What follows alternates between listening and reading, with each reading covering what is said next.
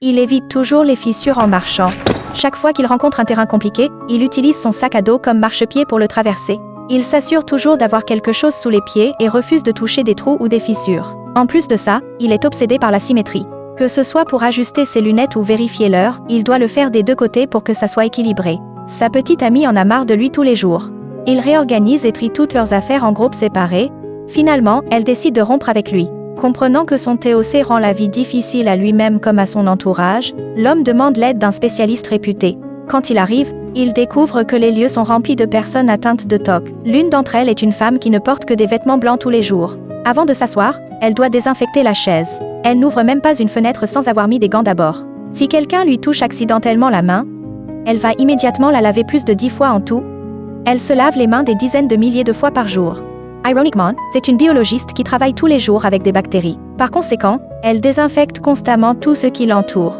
Elle frotte même le sol plusieurs fois de suite quand elle marche dessus. Peu de temps après, le personnel de nettoyage est agacé. Elle fait quasiment leur travail à leur place. Une autre patiente est une jeune femme atteinte de compulsion de répétition. Elle répète incontrôlablement tout ce qu'elle dit et rit même 2 fois. Étrangement, l'homme tombe instantanément amoureux d'elle. Puisqu'elle dit tout 2 fois, il voit cela comme une forme de symétrie. Plus tard, alors que l'homme saute partout sur un canapé, il marche accidentellement sur le mouchoir en papier de la femme misophobe. Elle le jette immédiatement dans les toilettes et tire la chasse. Puis elle touche accidentellement son visage. Alors elle saisit rapidement un pain de savon et commence à se laver le visage. Comme le médecin est en retard, le groupe décide de s'entraider pour surmonter leur comportement lié au TOC. Pour aider cet homme à vaincre sa peur des fissures, il l'emmène sur un tapis à rayures et le pousse soudainement vers l'avant. Instinctivement, il se tient sur ses gardes et évite de marcher sur les lignes. Ils essaient autre chose. Il lui bande les yeux et le guidant jusqu'aux fissures. Mais au moment où on lui enlève le bandeau et qu'il les voit, il saute directement dans les bras de quelqu'un d'autre. La tentative de thérapie est un échec total.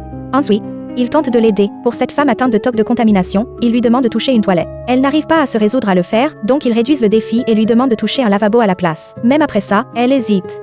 Finalement, les autres attrapent sa main et la pressent contre le lavabo. La femme s'effondre complètement. Sa tentative de traitement échoue aussi.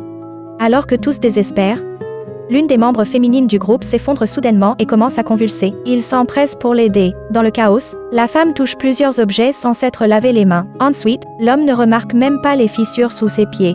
À ce moment critique, tout le monde oublie son TOC. Il s'avère que quand l'attention est concentrée sur autre chose, leurs symptômes deviennent beaucoup plus faciles à gérer.